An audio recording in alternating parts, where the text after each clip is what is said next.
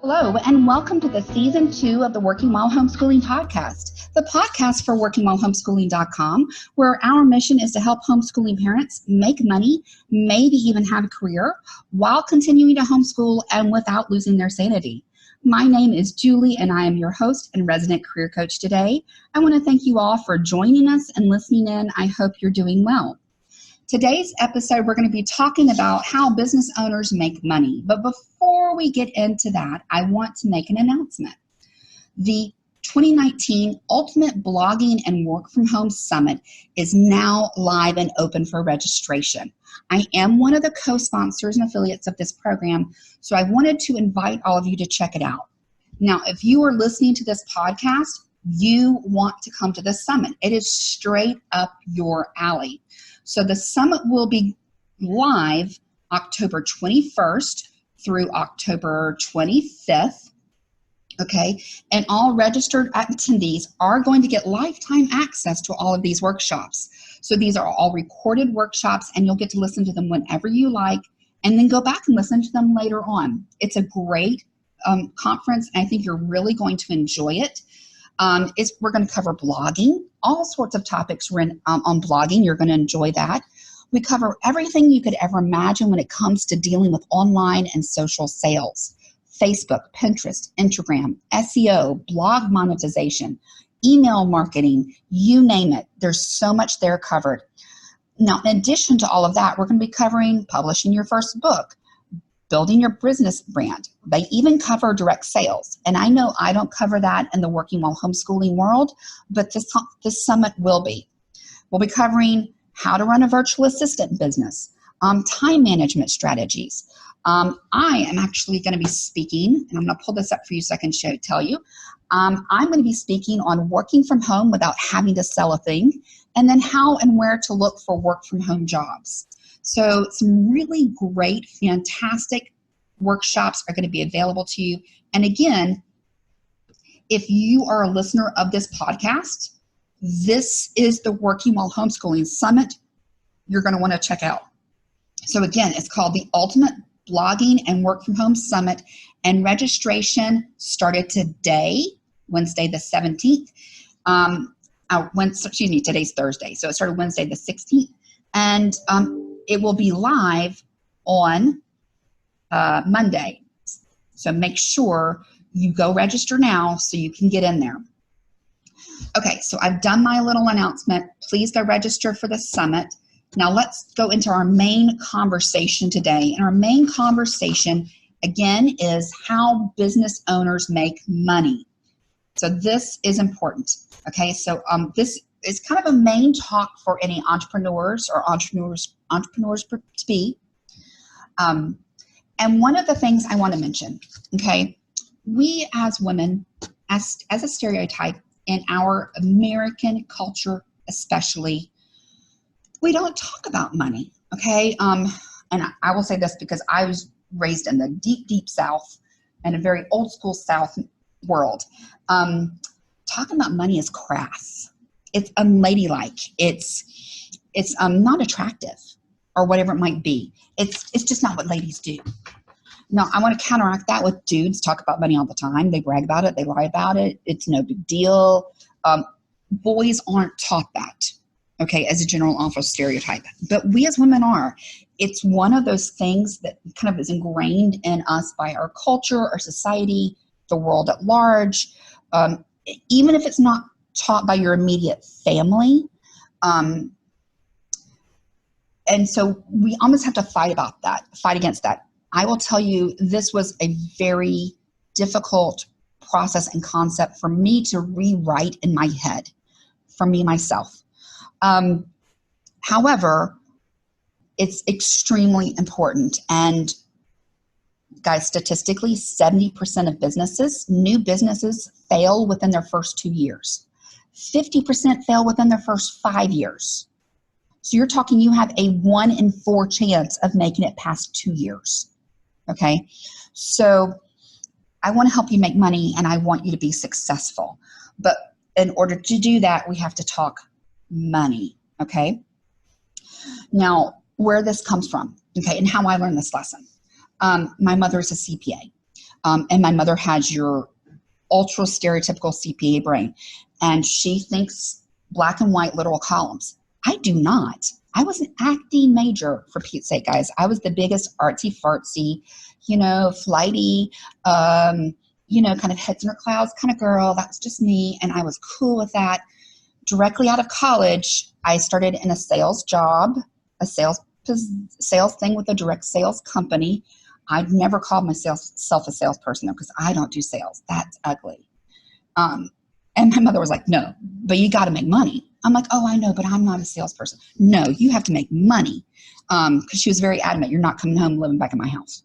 That was really her point. But so she kept talking to me in this and I was like, oh, mother, you're so crass, blah, blah, blah. I'm an artist. I don't have to worry about making money. But the reason I got into that business was so I could do that and pay my rent with that while I was going off and doing my art. Okay, yeah, I was like the artsy nerd, guys.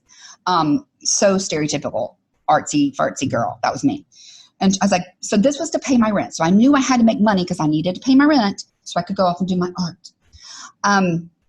So this concept is what she burned into my head. And that was one of frankly, the best things I learned that she really taught me. So what I want you to picture in your mind is two columns, okay? One column is labeled in and the other column is labeled out. And this activity actually, guys, is what made it work for my very artsy, fartsy brain, was laying it out like this. There are three main things we have to deal with when we're talking about making money in business. And the first two things we have to deal with is money going out and money coming in. So your columns are labeled in and out.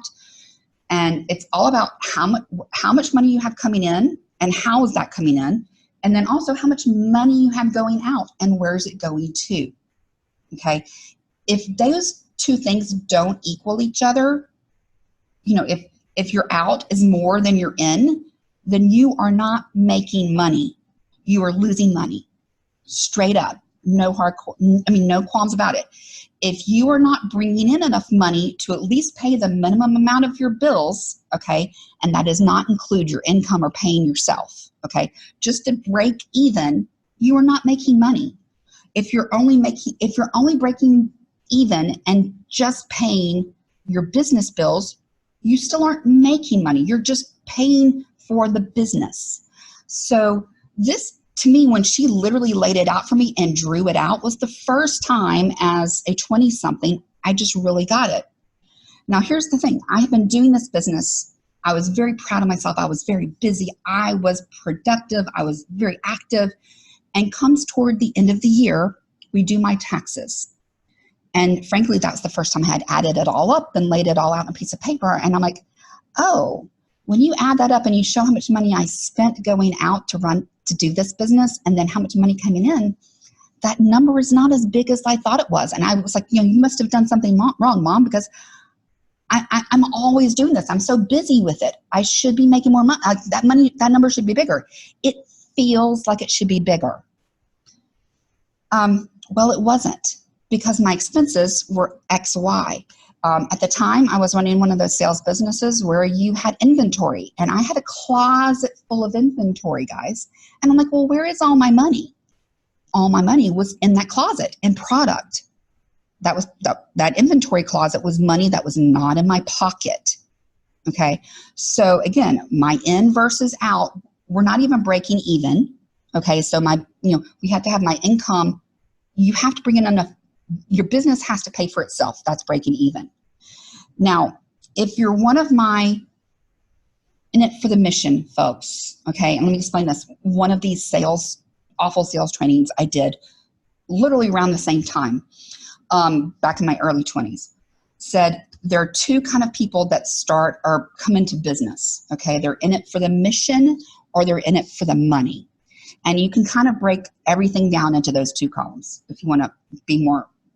It kind of goes into those things. So there's people who are in it for the mission and they're in it for the money. People who are in anything for the money, it's very easy to motivate them. Okay, so you'll have sales, and to me, I kind of picture my pharmaceutical sales gals that do this. When you're in pure sales, especially in the corporate world, those people are in it for the money. They work on commission. They are incentivized with bonuses or, all of their commission and all the money, the number is what drives them. As a business owner, frankly, it's very easy to incentivize people who are quote unquote in it for the money because it's black and white. It's measurable. They know how to do it. What gets kind of in the gray area and what's difficult is people who come in it for the mission. And I see this a great deal amongst women because, again, women don't want to admit they're into it for money, or they have been so ingrained in their head that doing something, quote, for the money is ugly or uncomfortable or unladylike or whatever it might be, however you define that.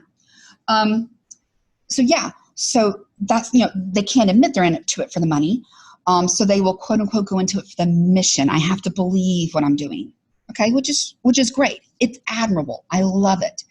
I will tell you, however, I see this worse amongst my women clients, my female clients.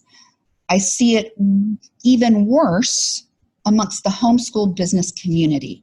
So if you're one of my homeschool bloggers, or if you're doing something that's related to a homeschool business, it's even worse for us because I think our community in the homeschooling world teaches us it's all about the mission. Making money is almost like unholy in the homeschooling community. That is, I'm all about the mission, guys. I am a very mission-driven person myself. I'm not doing, I got into working while homeschooling because I wanted to help homeschoolers, straight up. I already have my own private coaching business on the side. I didn't have to do this, but I felt almost compelled to do this. So I've had homeschoolers that, come to me in the working while homeschooling world, come to me and I'm talking to them and they're like, oh, but I'm in it for the mission. I'm not in it for the money. And I'm not speaking of just one person. I have multiple people in my mind that I'm thinking of. And I'm like, well, that's great.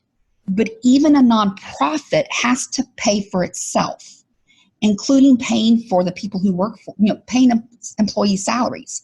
So, which would be you. So even nonprofits have to break even. Nobody can afford to work in the red and not pay their bills. All right. So even if you're in it for the mission, you still have to get the money coming in to pay for itself at the bare minimum and then pay you for your time as well. Okay. Okay. So that's where we're coming from, is we have to make money. I want you, as my business owners out there, my mompreneurs, my entrepreneurs, my working while homeschooling crowd, I want you to be able to buy your groceries and keep your electricity on, pay your rent or your mortgage or whatever it is. Whatever your goal is, I want you to be able to do that. So you have to make money in order to be able to do that. It's not rocket science. It's just very, very simple, black and white. So they're the three main concepts we're going to talk about. Let's talk about money going out first. Okay. So if you've drawn this for yourself, okay, and I hope you have, or at least you're doing it in your mind, you have one column that says money coming in, second column says money going out. Okay, so we're looking at the out column first. And while I'm chatting away, I want you to list all of your bills, your business bills, okay? So where do you spend your money? If you have a storefront, like one of my friends that runs a spa, well, you have to keep your electricity on, okay? You might have to pay for liability insurance. You might have to pay a rent or mortgage on that space. You need, buy, whatever supplies you need and so on.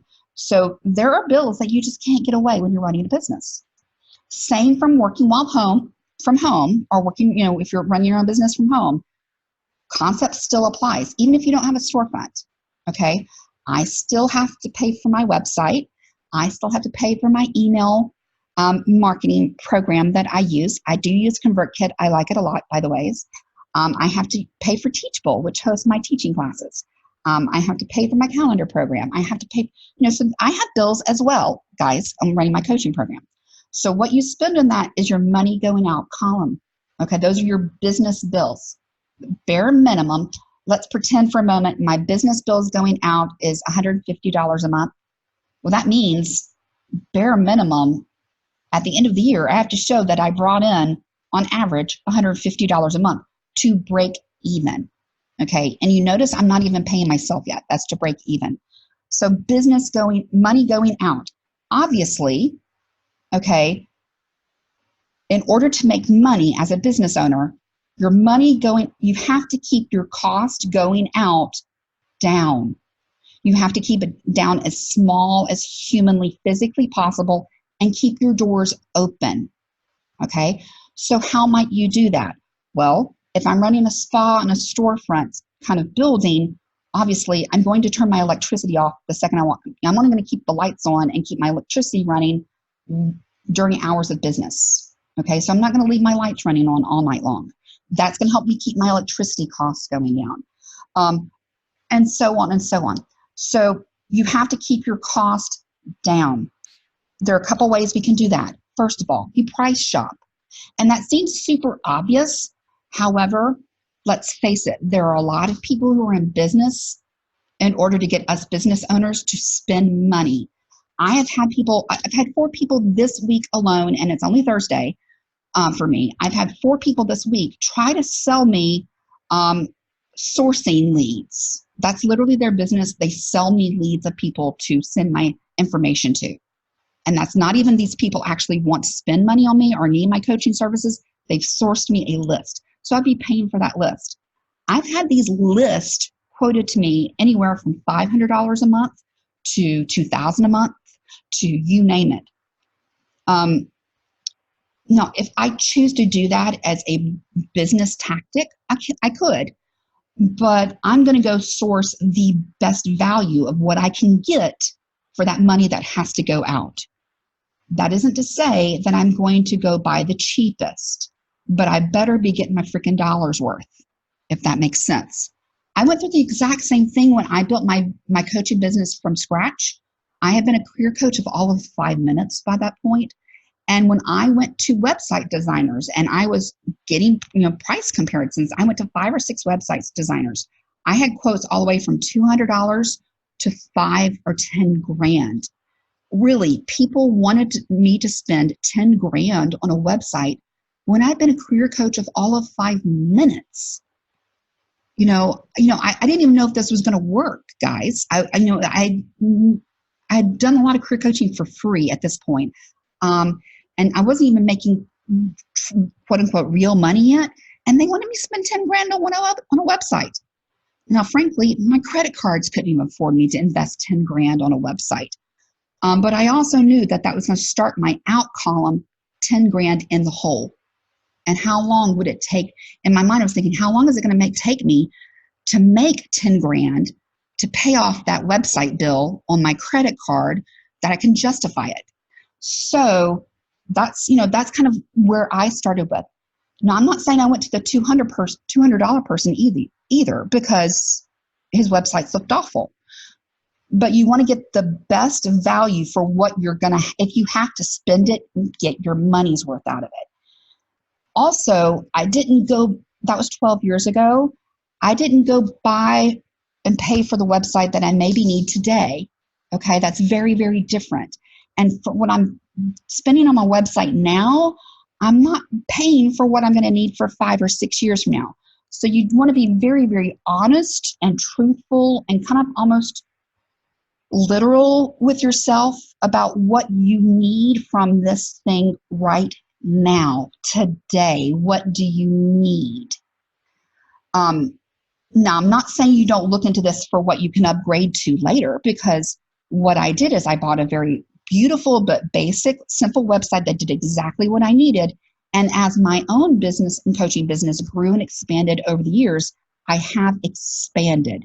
So that's not to say that you don't go get something you can expand and spend a little bit more later, kind of like size up later. Okay. I think that's a great business decision. Get something that can be expanded and that you're not starting from scratch and paying from scratch either. Okay. So price shop, make sure you're getting the absolute best bang for your buck. That is important. I also, when I talked about that sourcing thing a few minutes ago, you want to basically look for the do-it-yourself, because let's face it, that sourcing model, I know exactly what they're doing. I can do that for myself in about 20 minutes. Okay, 20 minutes, guys. I'm not spending $500 a month for something I can do for myself in 20 minutes. And frankly, I don't even really want it, so it doesn't matter. But 20 minutes, so don't spend money just for the sake of spending money. So if there's something that you can do for yourself, do it. Do it. Don't spend the money, especially when you start out. Now, that being said, I have nothing against outsourcing stuff. For example, I do not create my own website. I did not do it on purpose. Why did I not do it on purpose? Because I knew in order to get a nice website, to get what I wanted, I'd have to spend months and months and months and months learning SEO and website design and graphic design and all these kind of things. And I just didn't want to, because I am totally not interested in any of that. And even my Working While Homeschooling website, I did not create for myself. I hired a website designer. I hired a graphic design website designer. So I could stick to doing what I do best, which is career coaching. Now, I did talk to her and we did set it up. So my Working While Homeschooling website, I can update on my own. I'm not paying her to write blog articles for me. I'm not paying for her to do minimal updates or add this or add that to my website. She's doing the technical stuff. I do all of the content. So if I can do it myself, I will. Okay? I'm not paying for that. The technical stuff that would take me far too many hours to learn how to do correctly and do well, I'll outsource it. So I've outsourced my website design. I will say that up until this year, I have not outsourced my finances or my bookkeeping or doing my taxes. I've done it all myself. I absolutely hate it, to be honest. I hate doing it. But I also have never really been able to kind of justify paying the kind of money to an accountant when I figured out how much it would cost. It wasn't worth it.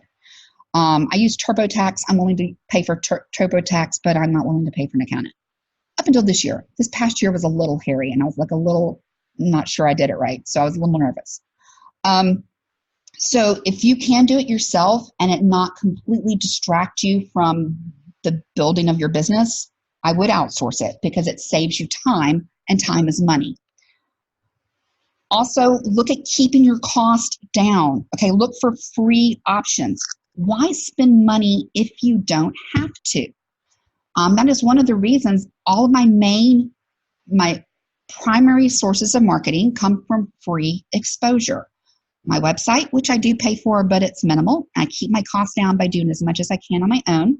Okay, social media, which I love. You can do Facebook, Twitter, Pinterest, Instagram, LinkedIn, and what else am I forgetting? You can do all of those. There are free options to that, and you can get a lot out of the free options. Now, I'm not saying you can't pay under any of those, because there are paid versions of all of that, and you might get more out of the paid versions, but there are free options, and there's free stuff you can do in there as well. So I start with free, and I try not to spend money if I absolutely can get away with it. Okay, so keeping your costs down and keeping your burn, that keeps your bottom line as small as humanly possible. So it's easier to make money if your bills are small. It's easier to quote unquote break even if you can keep your outgoing column as tiny as humanly possible. Okay, so that's number one. Keep your costs down. And that's the first thing I recommend to all my business owners is listen to your expenses. How could you do that cheaper? How could you save money there? Do you really need a separate phone line? Could you do that with, frankly, I use a Vonage phone line. I use a voice over IP line versus a landline because it costs me $15 to $20 a month versus a landline phone is going to cost me $50 to $60 a month. Okay, so again, keep your cost down. I mean, if any fans of Dave Ramsey out there, you guys have heard this all before. It's the same thing.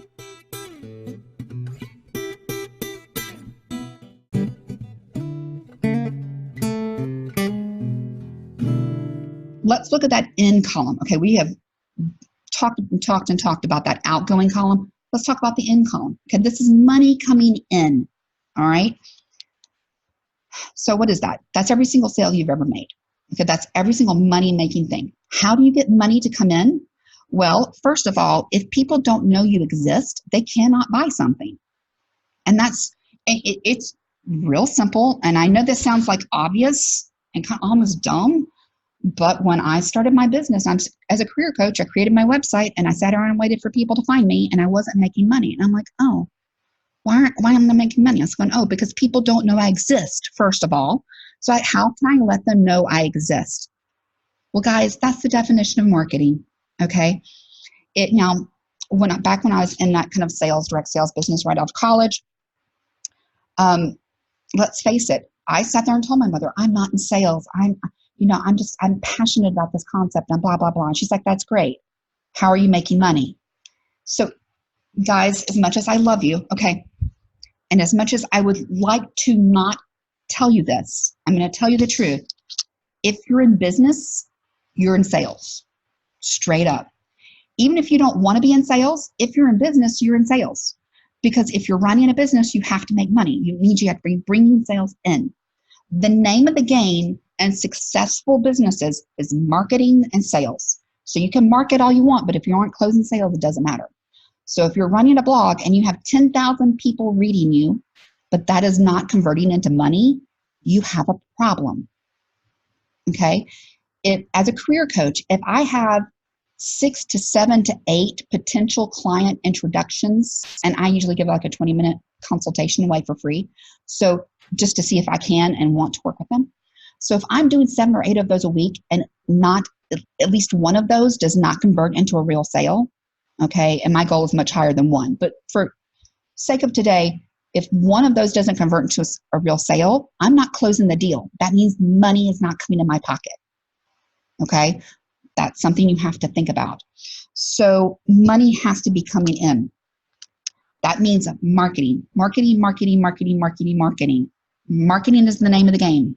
Okay, so again, to keep our costs down in column number 1, let's look for free ways. Let's start off by looking for free ways to market our business.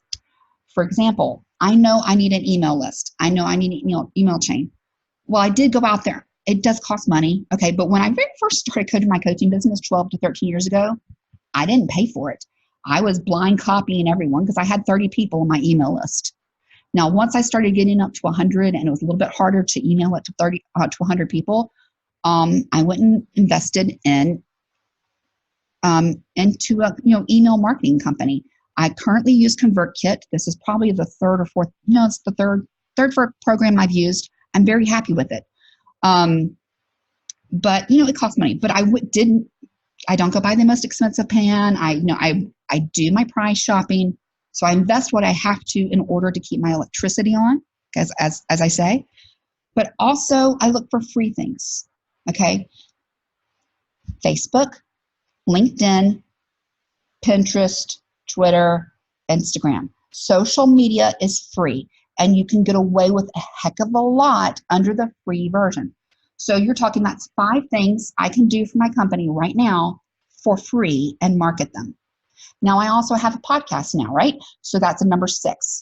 I also have a blog and a website. Now, I do pay minimal to keep my blog and website live, but that's minimal. So that's 7 or 8 things I can do for here. And then you have my email list. That's 8. So those are 8 things I can do to promote my business for almost nothing. And that will work for any business. Any business out there should have all of those things that you can do for free and market the heck out of your business. Okay. People have to know you exist. If they don't know you exist, they cannot shop from you. Well, what else can you do beyond that? I'll tell you, speaking engagements work extremely well for me. You guys know that I do these online speaking summits like we talked about earlier now. I'm doing my 3rd or 4th one this year.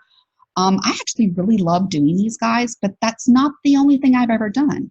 So you could offer free online webinars. I used to do teleseminars back when webinars and teleseminars were brand new. And I would offer them out to anybody. I've done in-person speaking engagements as well. In fact, when I lived in DC, I went and looked up every single job search career group, these nonprofits run out of a church, run by volunteer groups, and I would go promote my services and my talking engagements and talk to them all for free. In fact, there was one group that I got in so well with I was speaking for that job seeker group, okay, which is my target audience. Let's face it, I'm a career coach. So you find, what group should you speak at? You go figure out where your target audience is, okay? So if your target audience is MOPS, okay, anybody who would actually attend a MOPS program, then go find every single MOPS program within a drivable radius 60 miles and go speak to them, offer your services. If you're a B2B kind of person, go look at your Chamber of Commerce. Go look at every single Chamber of Commerce within a drivable 1 to 2 hour radius and go speak for free. Okay? Yes, it's for free. You're not making money, but you're out there promoting and marketing your business. I got to the point where if I went to a speaking engagement and I'm speaking to a room of 100 people, out of 100 people, I should walk out with 4 to 5 potential clients that within the next week, I should be able to close the deal and come with 2 to 3 paid clients out of that 4 to 5 who came to me to say, I'm interested in speaking with you within a week. So that, honestly, I got to the point where I was doing it so well and doing it so regularly that I kind of almost had certain expectations. And if I go to an event and I had no paid gigs coming out of it within 2 weeks, I kind of was like, oh gosh, what did I do wrong? Or maybe I'm not in the right group to begin with. Maybe that isn't my target market. Maybe I'm speaking to a crowd, it was interesting to them. It was kind of thought-provoking, but they weren't the people who were ready to spend money on me today, okay, or even this week or next year. So, you're going to get those eventually, but I got to the point where the vast majority of my business was coming from my speaking engagements. My private coaching business, frankly, every time I kind of started slowing down on clients, I would call him up and say, hey, do you need me to speak in the next month? I've got some Saturdays open, because they met on Saturdays. Or when I started building my entrepreneur side of my business, I started talking to women in business groups, Chamber of Commerce, and so on and so on, so I could start building that client base and that target audience as well. Speaking works well for me. Now, if you're not a speaker, you can start small, okay? Podcast, okay? You can start with, go look in the podcast. Go look for these online summits. Online conferences are very popular right now. Put a freebie out, okay? Offer in your Facebook group a Facebook Live or a private conference and it's free. Just 30, 40 minutes of you speaking for free. So free speaking is going to build engagement. It's going to build kind of camaraderie within your client base and all that sort of thing. The other thing that you can be doing, okay, that will cost you nothing is getting other people to sell you for you, okay? I love this. I love the concept. I love everything about it. This is literally like building a sales team that you don't have to pay, or you pay almost nothing. What does that mean? Under this, I'm talking your referrals and your testimonials and your affiliate programs. Okay, so referrals and testimonials are the obvious. Someone walks out of your shop and says, oh my gosh, that massage I just got changed my life. You have to go get a massage from this girl. She's amazing. Or whatever it might be. Your referrals are your client base that is so very loyal and so happy with the results of your product to them or whatever your service to them that they are literally going out and telling all your friends. Are you paying them for that? Are you spending hours doing that? No, it's free money, as I like to say. It's free money. That is like platinum. It's better than gold. Okay. So the first are your referral base program. The next is your testimonials. Now, every time I got somebody come to me and say, oh my gosh, Julie, that resume you helped me write for I swear I had 6 different recruiters call me and say, I'm literally calling you because of this resume. You have such a great resume. This is amazing. And, when I get that kind of thing, I'm like, oh my gosh, thank you so much. That's so sweet of you. But I don't leave it there. Okay. Because that's my natural inclination is to say, oh, thank you so much. And that's it. I had this one. It's like, oh my gosh, thank you so much. Hey, I've been looking for testimonials for my business and testimonials to add to my website. Would you mind if I put that on my website? Would you mind if I wrote that down and kind of shared that you said that? And most of them, 7, 8, 9 times out of 10, they're going to say yes, right? What harm is it? So guys, testimonials on your website. And what I've seen recently is people turning this into a little picture, sharing it on Facebook, on Instagram, on Twitter, and putting it in quotes. This client said, oh my goodness, that resume you wrote for me, I had 6 different recruiters compliment me on that. It's the only reason I got the job I today. Thank you so much. End quote. Okay. Letting other people sell you and then multiplying or marketing that is what's going to get you business. And we know homeschoolers, right? Referrals, testimonials drive homeschool-based businesses. So if you are in a homeschool-based business, you know giving somebody a product and letting them write a review about it on their website is what's going to bring you business. Because if we're going to spend money in the homeschooling crowd, we better make sure we're getting what we think we're getting from it, right? So that's what we're talking about. We're talking about reviews, referrals, testimonials. Those are all free and cost you next to nothing. The next is what I call affiliates. Now that is the traditional affiliate program we know and understand in the homeschool world. So if I promote a certain product, like I'm an affiliate of Apologia, if people go through my link and they purchase some Apologia, I get a little bitty cut. Okay. So that's an affiliate-based program. You can set that up for your business. Okay. However, to me personally, that would also include what I call the punch card program. So if you buy 10 coffees at your coffee shop, you get one for free.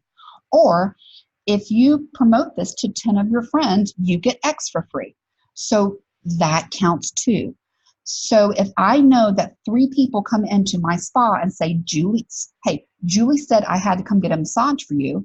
Well, if I can get 3 people to say that you referred them, I will give you X for free. Okay. It costs me minimal, but it brings me in so much business and hopefully repeat customers. Okay. How do you do that? By being excellent at your job, by having high integrity, by having really, really good business model, and treating your customers well. Right. So even if they know who you are and they buy something from you the first time, they won't tell their friends if they're not pleased. And if you don't do a good job for them, they're not going to send their friends to you. And they'll probably write a complaint versus a testimonial. Again, not the rep you want to be building out there. So again, we're talking income, money coming in, okay, how to bring that money in, how to bring interested customers to your front door so you can actually close the freaking sale, okay, period. And then versus money going out. Now, there's one more thing we have to talk about, okay, and I want you to imagine a third column. So going back to, and this honestly was mind-blowing to me when I started my business, okay? And I'm talking my early 20s when I was doing that first direct sales business. My mom sits down as a CPA, helps me do my taxes the first time, and I'm like, oh, that number isn't really that big. You know, all that work I did, I remember telling her, Mom, you must have done something wrong because I've been doing so much. I've been so busy. That net number should be more. Okay. And she broke it down for me. Well, this is what you had going out in that column. This is what you had coming in. So no, it's really not, Julie. And I remember thinking, my artsy fartsy, I was like, but I'm so busy. And I remember telling her, I'm like, but I'm always doing stuff. I'm always busy with this. I'm doing this. How can I only have made this much money per year? And she's like, well, let's look at that. Okay, again, my mother, very analytical brain. This is how she thinks. And it's absolutely how I didn't think at the time. So the third column was called non-billable hours. Okay, so there's billable and there's non-billable. And she has a CPA. She's like, this is how, I work in a CPA firm. I'm judged in my CPA firm by how many billable hours I can do per year, right? Or how many billable hours I do a week or a month. And so anybody who's been in a billable versus non-billable kind of business, you get that point. So billable hours are basically hours that you're making money or hours that your CPA firm could charge that client for spending on your CPA, on your taxes or whatever it is, okay? So that makes them money. So as a career coach, I literally make money when I'm on the phone with a client. That is my primary source of income is my coaching calls. So if I'm on the phone, I'm making money. If I'm not on the phone, I'm not making money. For me, it's very cut and dry. It's very black and white. Okay, pretty simple, pretty laid down. So if I'm writing blog posts, I could have the biggest, baddest blog website and have 5,000 blog posts up there, but I can write blog posts all day long, but that doesn't mean I'm making money off of it. Okay, guys? My running analogy I use with my clients is you could have the best filing system in the world. Your file, and I say this because I've actually had this conversation with clients. You could have the best alphabetized, organized system. It can be color coded. It could be so beautiful. You're just, you have everything so organized. Filing paperwork doesn't pay your bills. Okay, so one of the things she did for me in that moment, she's like, for the next 2 weeks, I want you to write down every single thing you did and how much time you spent doing it. Okay, just like a food journal. Okay, for anybody who's been on a diet before. And I did that. Every single time I thought about the business, I worked on the business, I did anything, I wrote it down. How many calls did I do? How much? I spent from 7:30 to 8:30 in the evening making phone calls. Okay, what did I do and what was generated out of that? So if I spent an hour making phone calls, did I book 2 potential clients? Did I have 3 people ask for more information, whatever it was? All right.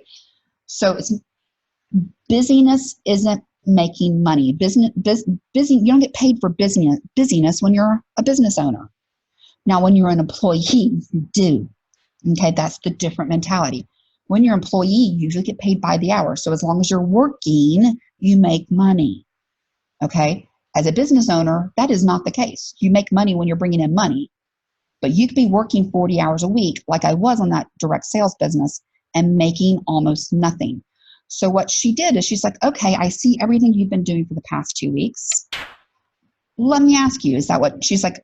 That's like what, at least 20 hours a week, right? And I lied because it really was 40. But I was like, sure, Mom, it's 20 hours a week. That's about how much time I spent on this, because I didn't want to admit to her how much time I spent on this direct sales business at the time. And she's like, well, let's divide this 20 hours a week times 52 weeks a year. Okay, and here's your net income divided by that number. Guys, it was the equivalent of $2.20 per hour. So I was working 20 hours a week, and my total net income divided by that number, it was like $2 an hour. And that was so embarrassing. Of course, I was 23, 22 years old. What did I know? But I was like, I'm working so hard. Busy isn't money. Okay. So in that third column for you guys as an exercise, I want you to write down every single thing you do that doesn't make you money. Now, there is always going to be something in that column. Okay, you can't get away from it.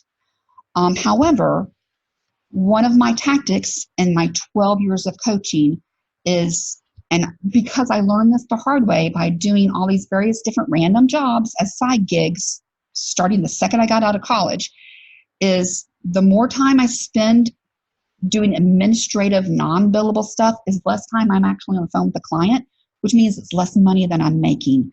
That pulls my hourly wage down.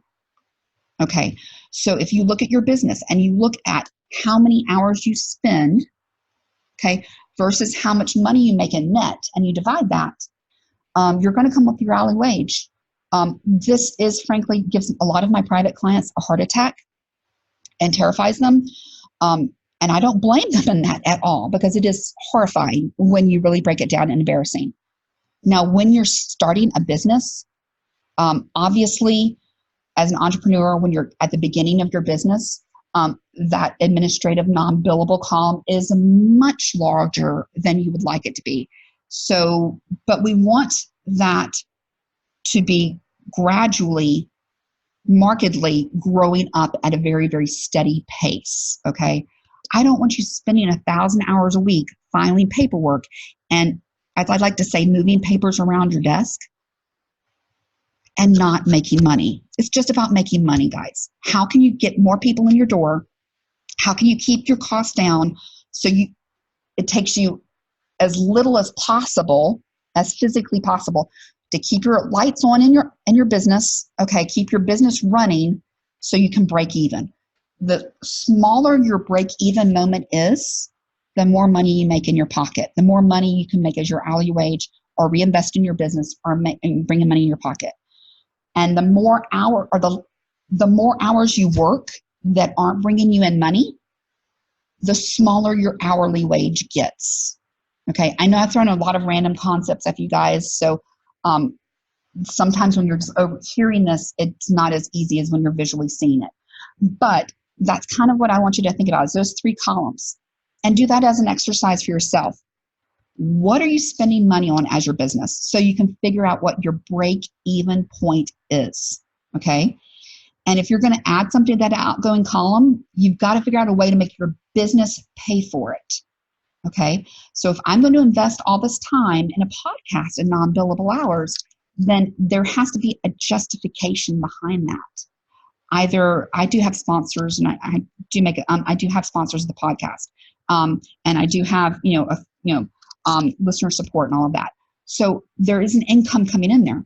But if I'm going to invest all this time, my purpose in the podcast is to market and to let people know about my business. Okay, it's not just for the joy of podcasting, even though I do love it. So you have to justify your hours spent and your money spent